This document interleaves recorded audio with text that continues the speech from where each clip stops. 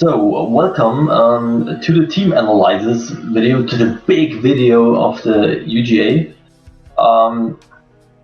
With me, I have two commentators, two partners, and this is on my left side, Jelaine. Hello, the coach of the Charging Charizards. And on the right side, it is the High Buggy Boss. The High Buggy Boss. Yeah, sincerely yours, the coach of the Hamburg High Dragons.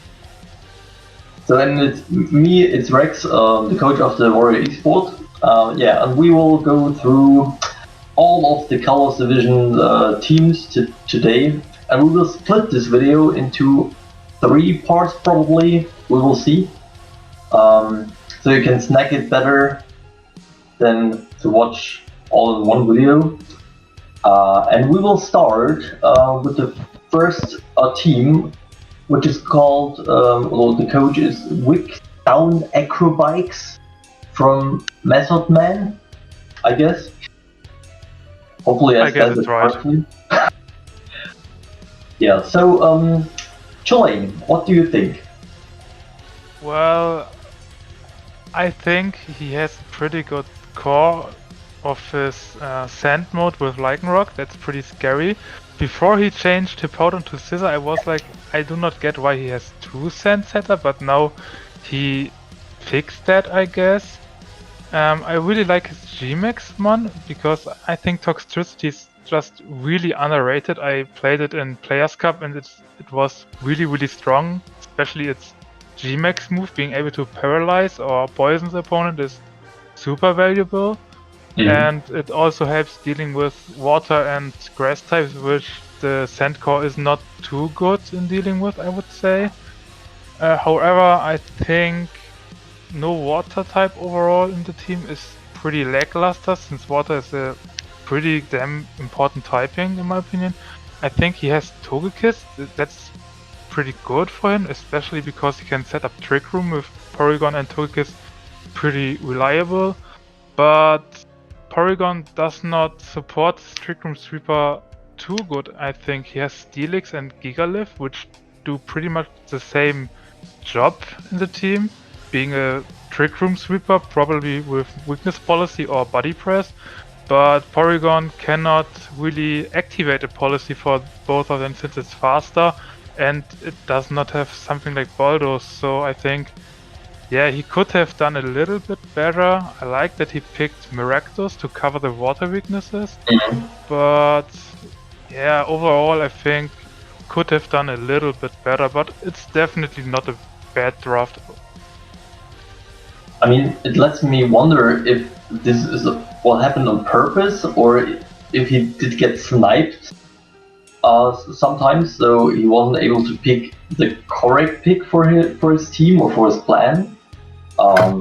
Because, I mean, if you look at his team, he has a big earth ground weakness, right? So even though he has Togekiss to redirect to Follow Me, I mean, if the opponent just uses Earthquake, he can hit a lot of his Pokemon very effectively, especially Toxtricity, Heatmore, Skuntank, Steelix, Gigalith, so Lycanroc. So it's problematic. Yeah, sure. I did not notice that, but that's right. Yeah, the Earth weakness is definitely one of the biggest issues with this team, in my opinion. Especially because it threatens the great Gigantamax Toxtricity so much. Yeah. I do agree that Toxtricity is a great pick overall, and it can do so much for you, because both the poison, I think it sets up poison or paralysis, right? Yes, it's random. Yeah, and both status conditions are actually really great to have on your opponent, especially the paralysis can do really much for you if you have a bit of luck with the RNG there. But if you're so weak to ground, there's a high likeliness that your opponent can prepare for your team really well. Yeah. And he also doesn't have too many great answers to the ground type. Yeah. I think the only real answer he has is Maractus and maybe Togekiss for some switch-ins. But the problem with Maractus is it's pretty frail. That's a big issue, and he has no possibility to trigger his own Storm Drain ability to hit a lot of pressure there. I don't know if he has the possibility to use Surf or something like that on his team. I don't think so. Maybe Skunting gets it, but then you have Skunting Maractus on the field. Yeah. So it's pretty frail and has a very tricky speed.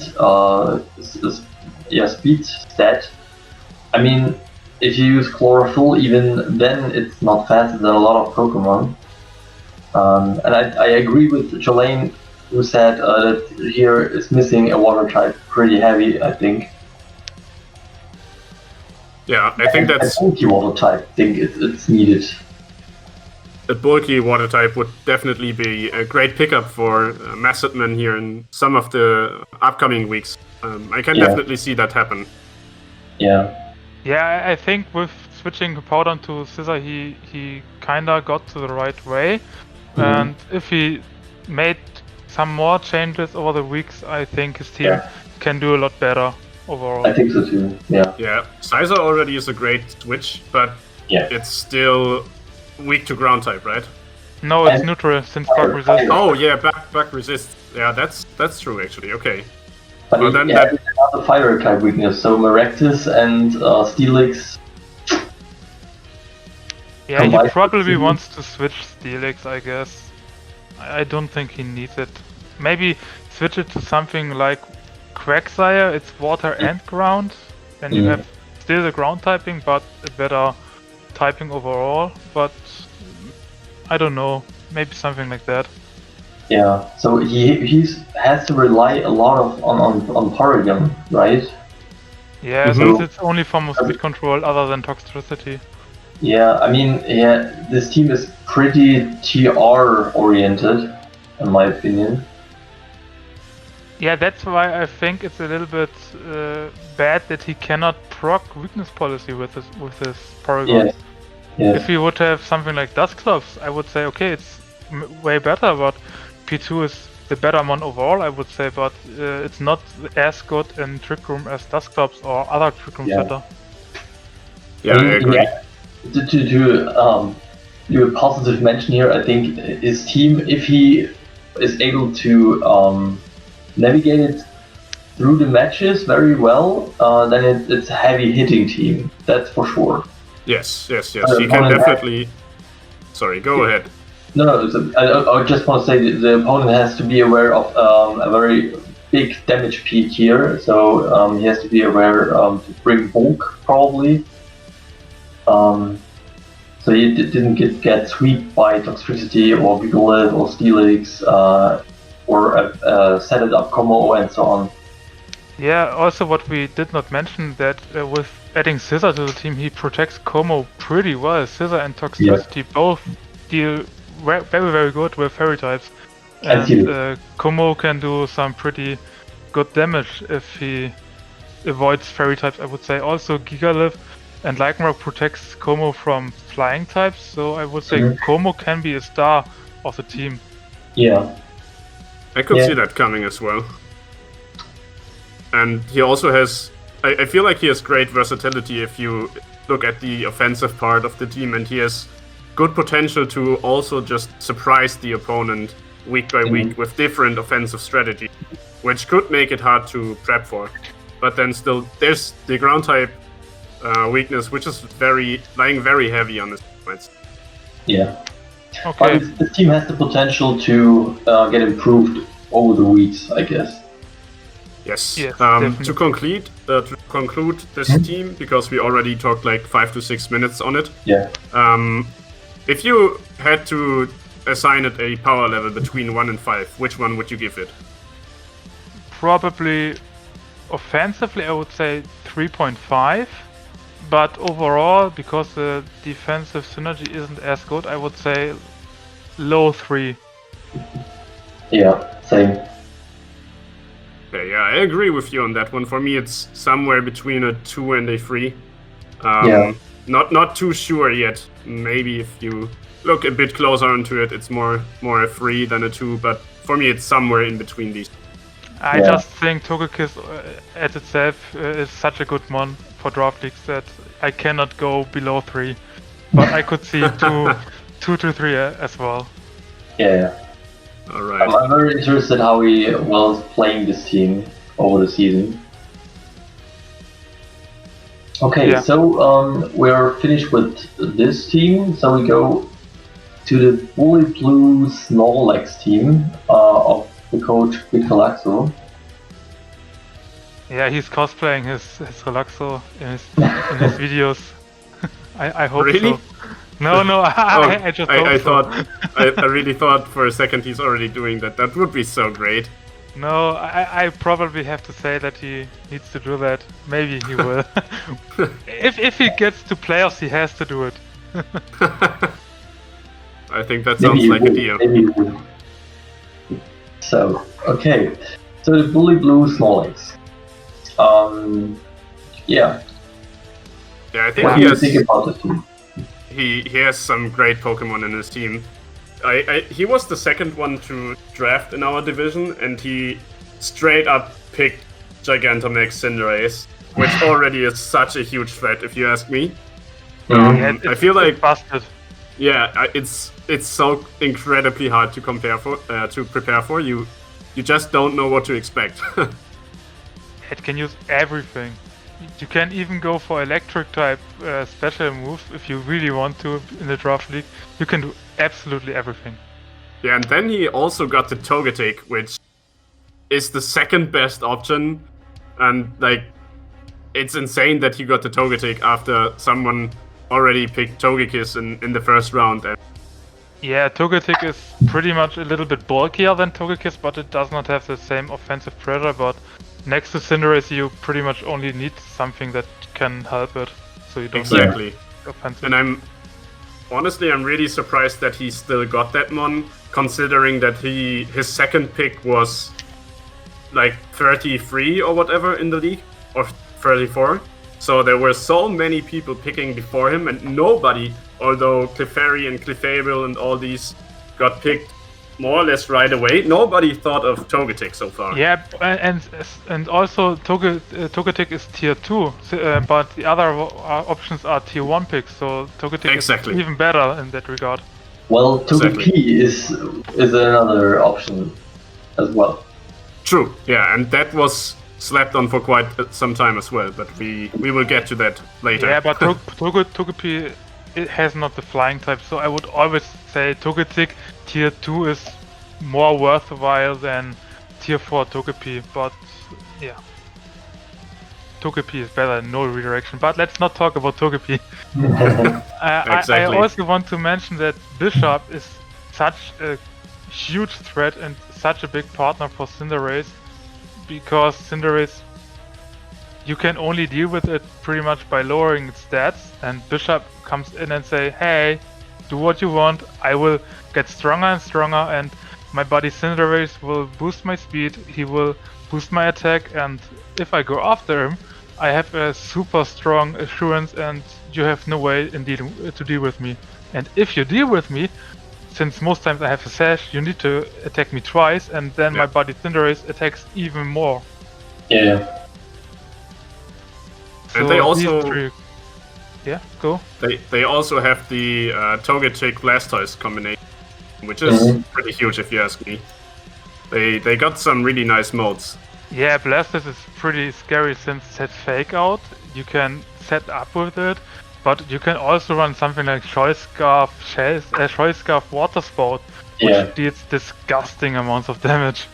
Especially if you combine it with Helping Hand from Togetic.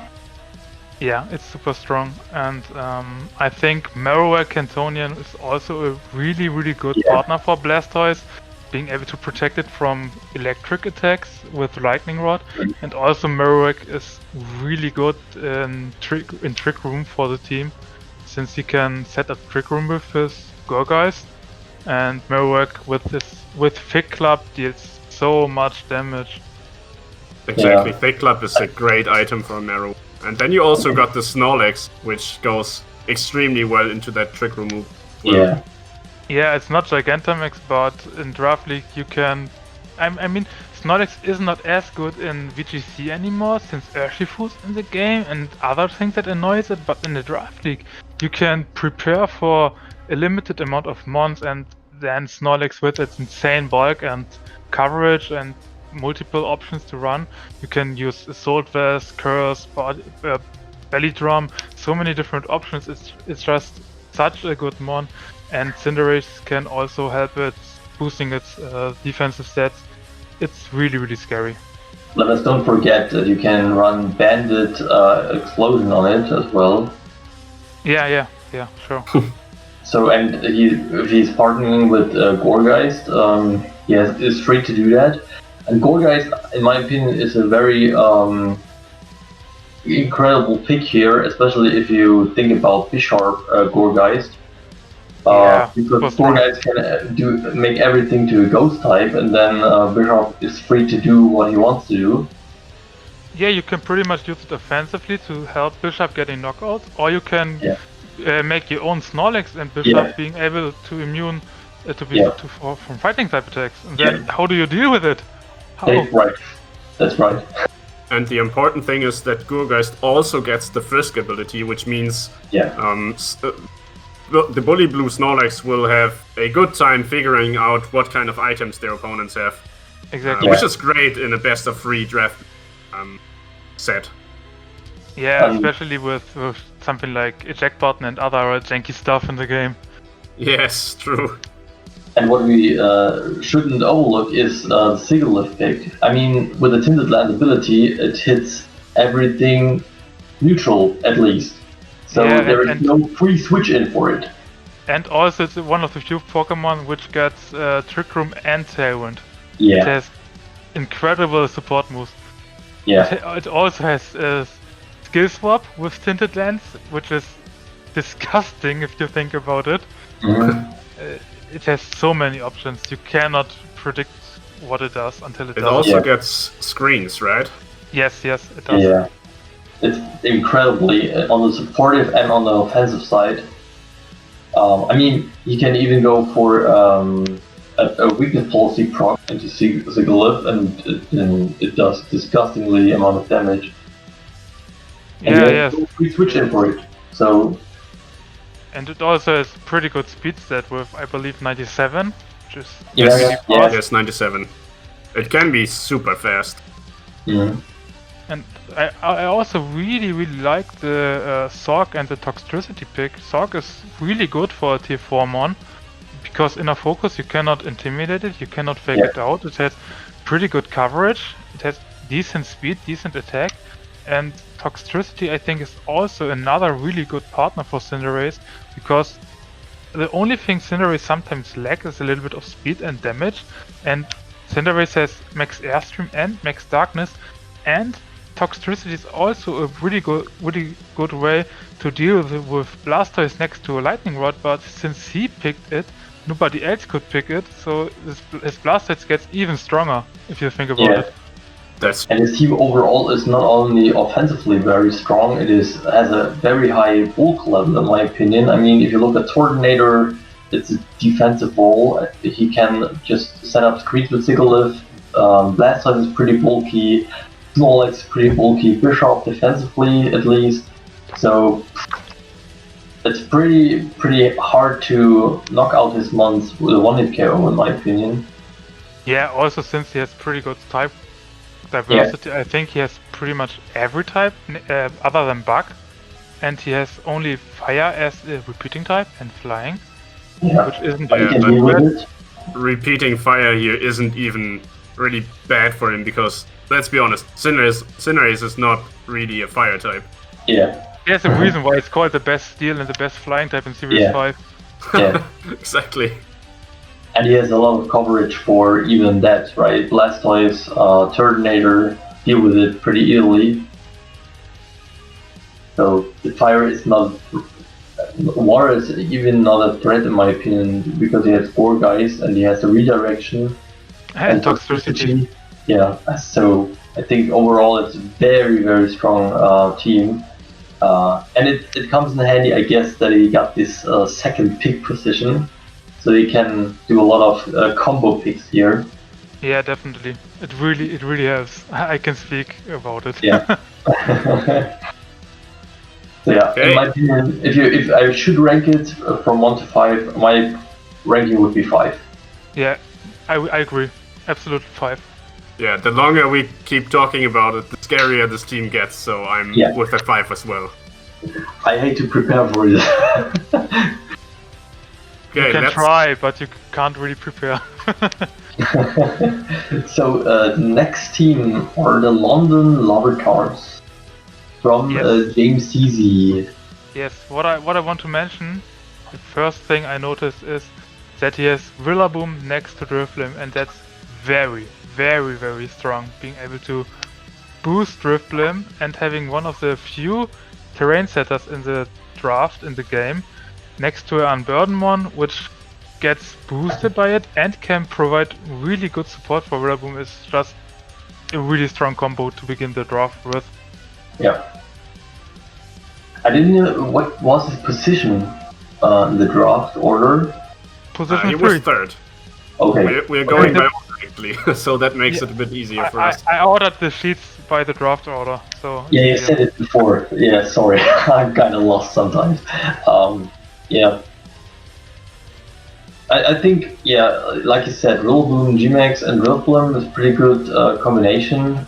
Then combined, the combination of Sylveon and Goodra is amazingly strong. I mean, you have very special bulky Pokemon with very good coverage, and offensively, I mean, you can just quickly take the Goodra into the weakest policy proc and then sweep whole teams if you're able to. Yeah, that's pretty good. So alone, the top 4 Pokemon are just amazing picks, in my opinion. Yeah, also Drifblim can burn, so it makes Goodra and Sylveon even bulkier on the physical side. And Goodra also has the... like Memento and such thing. Yeah, it's pretty nasty. Yeah. Goodra also has the advantage that it usually maintains its bulk while still hitting pretty hard. So with the weakness policy, it's definitely a huge threat in this team. Yeah, definitely. Especially if you combine it with Sylveon, so you do max ooze and then boost even this Sylveon special attack. And it gets very fast, very dangerous. Yeah, and then there's also the Manitan, which is a disgustingly strong wall breaker, especially since Rillaboom and Goodra struggle to beat Steel and Ice types, and then the Manitan just eats those alive. That's a pretty strong offensive core.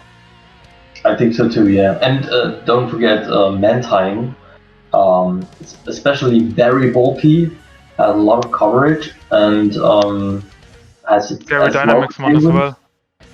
Yeah, could be Dynamax as well. So it's a very strong pick in my opinion as well, and has a Swift ability if he needs it.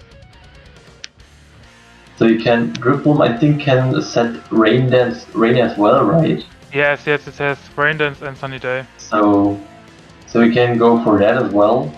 Then he has the redirection possibility with Clefable, which is pretty nasty as well, in my opinion.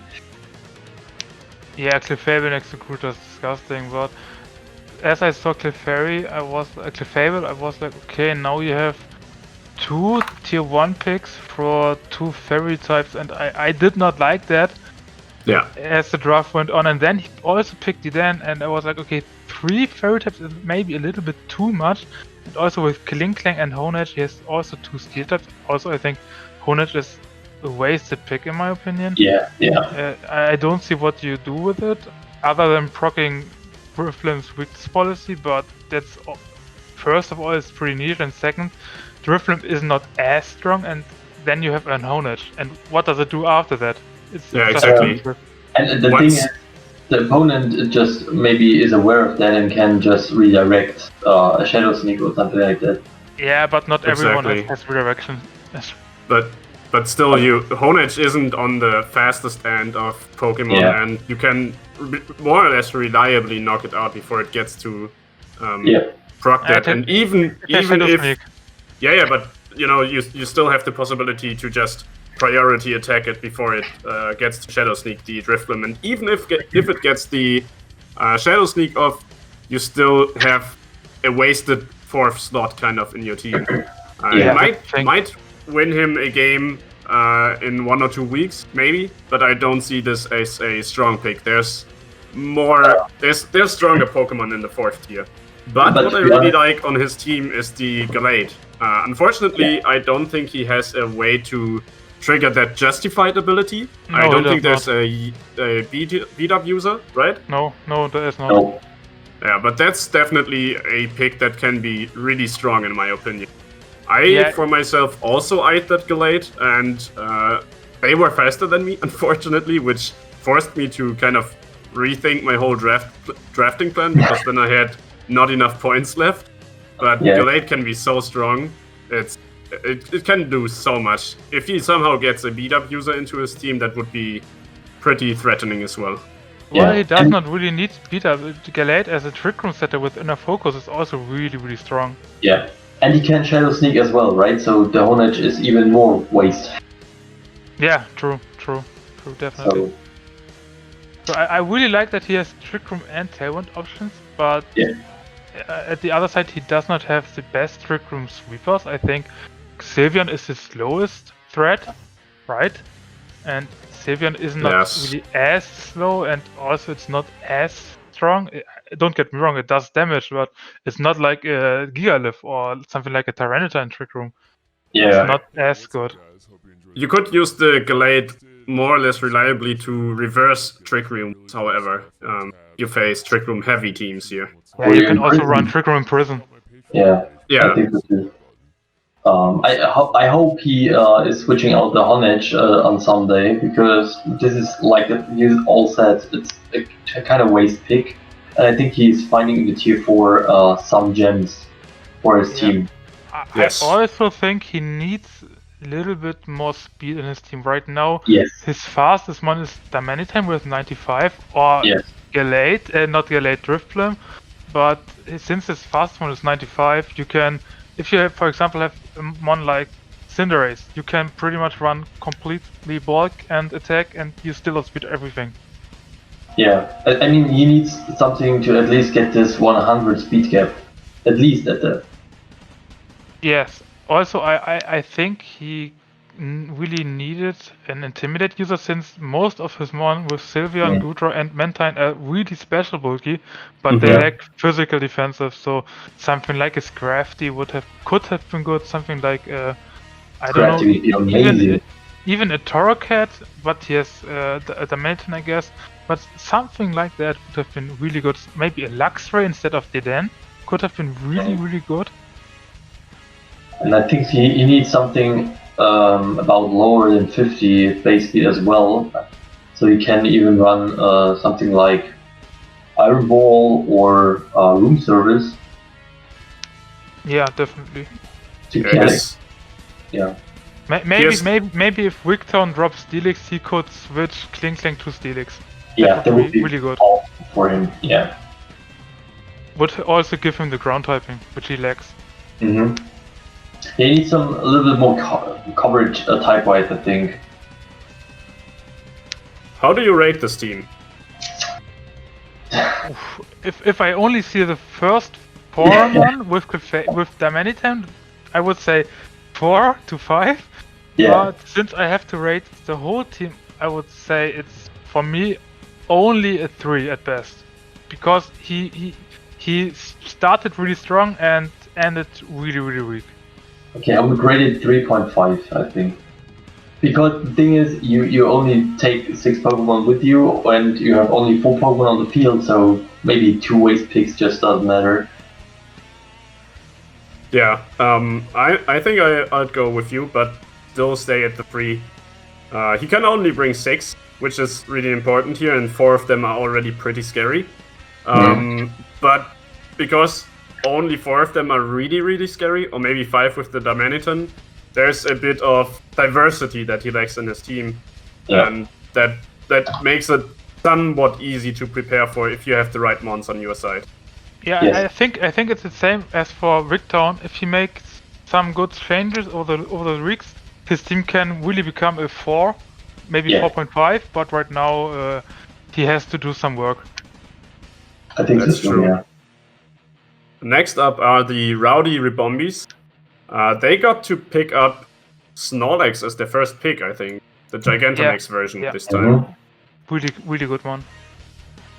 No, they picked up Clefairy first, but also in the second round, then they got the Gigantamax Snorlax.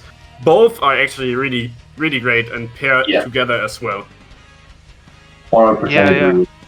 The whole team is pretty good. This combination alone is really strong, and then you have the Ribombi, which gives it a really fast mode as well. And Ribombi it's pretty hard to stop the speed swap because you cannot fake it out, you cannot taunt it, and if you don't run this ability, you can also run Sweet Ray with prevents sleep and protects the Trick Room mode. It's really strong, in my opinion. Also, it has Pollen Puff. It's one of the few Pokemon which has Pollen Puff and Speed Swap, and that's really good. Especially if you look at the rest of her team, she has with Dragalge another really slow sweeper, which really gets help with the speed swap. So yeah, Ribombi was a really good pick in my opinion. With the other things. As well as the Bronzong was, right? As a Trick Room setter. Oh yes. Especially in the Draft League, the Bronzong can do a lot of nasty stuff, and you never know exactly what this set will be. Yeah, Bronzong is always a Sweet Star Knife because you can run Heat Proof, you can run Levitate, and then you can run multiple Resist Berries. You can run Mental Hop. You cannot prepare for Bronzong as good as for other Trick Room setters. And it's fucking bulky, and you're really good or able to get a Trick Room up, I think. Especially, I mean, you can even. Has he after you in his team with can Ribombi land after you? I don't know. Can Ribombi land what? After you? No, it can't. It only. Okay. But he has Sableye with his Squash. Yeah, exactly. Pretty So much the same. shenanigans don't stop with Bronzong, because you can get that one on the field, and it can be really annoying. Honestly, whenever I face a Sableye, I kind of facepalm myself because I hate it so much. Yeah, it's just stupid. Tricky Jack button, Quash, Ally Switch. It's just stupid. It's such a stupid Pokemon. As well Immune as to fake out. It has great versatility. Yeah. Yeah, also I really like the Lurantis pick because Lurantis is not as good with Dynamax, but in this team I think most of the times you want to max Dragalge or Snorlax anyway, and then you have Lurantis which protects Snorlax from Intimidate, and also this disgusting damage after 1 or 2 superpowers. And yeah, the Lurantis was a really good pick. Also rounds up her Fire Water Grass Core with Reboot, Milotic, and Lurantis. And what I really like about her team is it's really centered around Trick Room, but with Ribombi and Sableye and also Cloyster, she has really good options outside of Trick Room as well. And she can set up Trick Room really reliable with Sableye and Clefairy. Yeah, what I really like about Sonia's team is that, like you said, it's not focusing all around Dynamax Pokemon. She picked a lot of Pokemon which worked just without Dynamax very well to just stall out Dynamax, for example, or set up. And I have to mention Cloyster because a lot of people sleep on Cloyster, and if you just do a King's Rock on it, you can just flinch your opponent to death with the skill ability. So it can be pretty annoying. I know it by myself. So yeah, never sleep on Cloyster. So her team is, I think, very well rounded. She can do a lot of cool, tricky stuff here, and hits as well hard, in my opinion. If you bring it in the right position.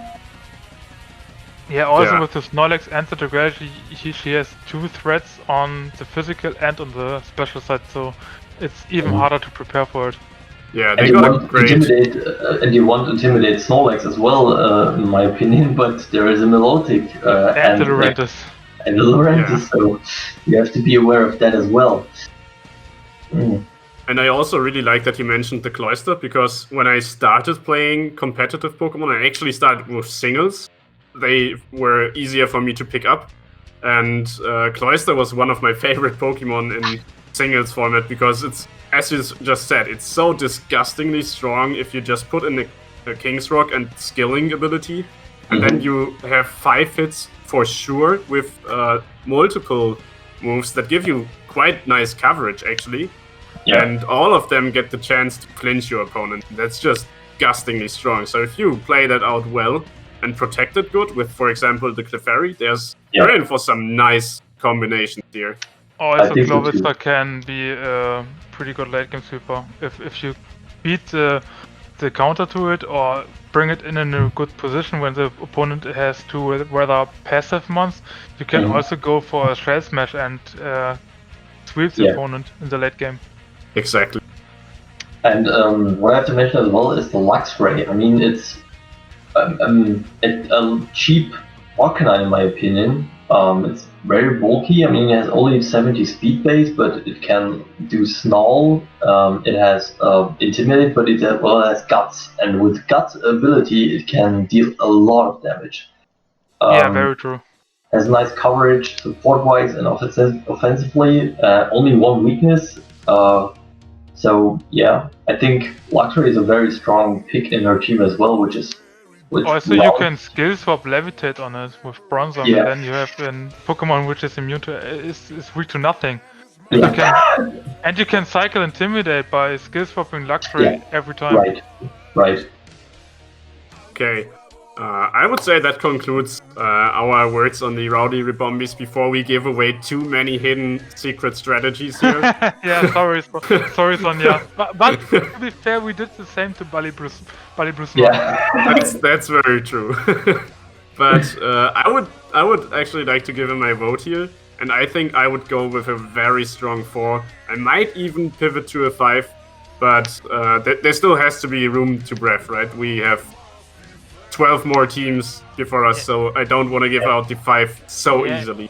Yeah, if I compare it to Baliblu, I think Baliblu is just a little bit more versatile. It has more threats to worry about, whereas Sonja has good ways to make her sweeper work, but she only has some sweeper, whereas Baliblu Snorlax has several sweepers, and I think that's the step she misses to get a 5 rating from me. So I would say it's 4 right now, but she definitely has potential to become 5, and she can do some tricks, and I think she can surprise us every match. I think so too, yeah. I don't know, I talked about if I would give her a 4.5 or a 4. I think I go for the 4 as well, because I think Baliblu Snorlax is a team you can't really prepare 100% for. I think here is a little bit easier to prepare for. This is why I go for the 4 as well. Okay, great. Then I'm the next one in the list, actually. Yeah. And I think because I already spoke about my team in my own video, I will actually just shut up and listen into you guys. Yeah, great. That's the same I will do for my team as well. So,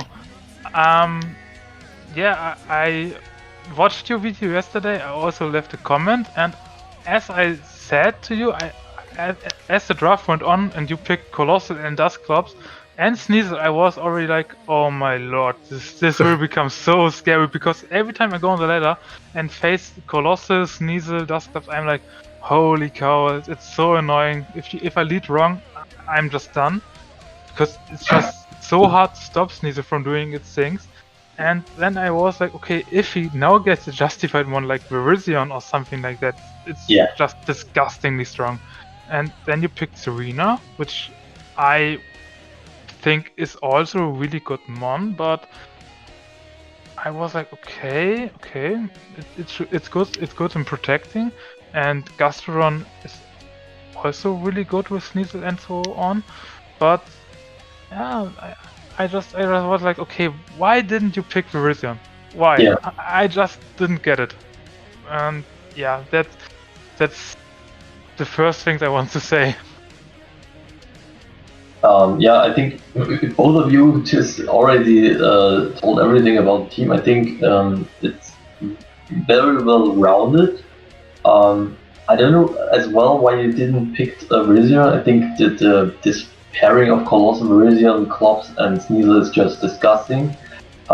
Serena, on the other hand, is a cheap pick in Tier 3, in my opinion, because in the draft format, we don't have to forget that we are not playing the ladder, we're playing draft. And in the draft format, it's very differently to prepare for. And Serena just stops priority moves, which is very strong. And this mon for itself is pretty bulky. It's very offensively. You can set it up as well. It Also can, a sweet way. yeah, sweet well as well. So it can support your team very well. So very good Pokemon in my opinion. And I do like. I mean, we talked about a little bit before because I think the Pinsir pick, in my opinion, is a gem in Tier 4 because it hits very hard. I mean, he has a 125 base attack, good speed, it's good, very well bulk. The move pool is not the best, but it's enough to deal a lot of damage and to do what it's want to do. And he has the abilities Mold Breaker and Moxie, which is pretty strong for a tier 4 pick in my opinion. Yeah, definitely. What I also really like is the core of Colossal, Gastron, and Corviknight. The defensive synergy they provide is really, really good. They can switch into pretty much everything the other one don't like. So I can see why you didn't pick Virizion because if you picked Virizion, you could not get Corviknight and Dustops and Colossal. But although you probably could have, now that I think about it. But anyway, these three do provide really good defensive options, and as Rex already told, Serena is a really good pick for Tier 3, and also Boltund is an incredible pick in Tier 3. It's just really, really fast, helps when dealing with something like Inteleon, which can be pretty scary for Colossus since it also beats Sneasel, but Boltund covers that, I guess. And also, if you pair Boltund with something like Gastrodon, for example, if the opponent can deal with Gastrodon, you can also run something like Electrify on Boltund, and Gastrodon is not affected by the attack. So Boltund is also a really, really strong pick in the team, in my opinion. And this Electrify works as well with Colossal, don't forget. Yes, definitely. You can set up electric terrain in that way. Yeah, that I mean, on the other hand, if your opponent just wants to do a ground or a water type move on Colossal, you can just make it as an electric type move. So it hits not that hard, the Colossal, because it's very bulky. True. And I think, yeah, the Boltund, we talked about a little bit. We both needed a little bit of speed because we had a lackluster on the speed tiering. Boltund was one option here. I think it's it fits very well in your team. Corviknight is disgusting every time it's on the field, in my opinion. I mean, if you have not the tools to deal with it, if it's set up with Iron Defense or Bulk Up and Roost, then it can just end the game. If you Same with Gastrodon. Yeah. So very good bulky options here. And the Crawdon, in my opinion, is good as well because you can deal with prankster users, and especially we have do we have a Colossal on the other team? No. It wasn't picked. No. But Crawdon as well it deals a lot of damage with the adaptability boosts. It has as well Aquajet, which can deal a lot of damage and good knockoff stuff and so on. So it's not a Pokemon. I think it's similar to Cloyster in which, in the regard, it can come in late game and reverse with the opponent. Yeah, and it works fine against Trick Room as well.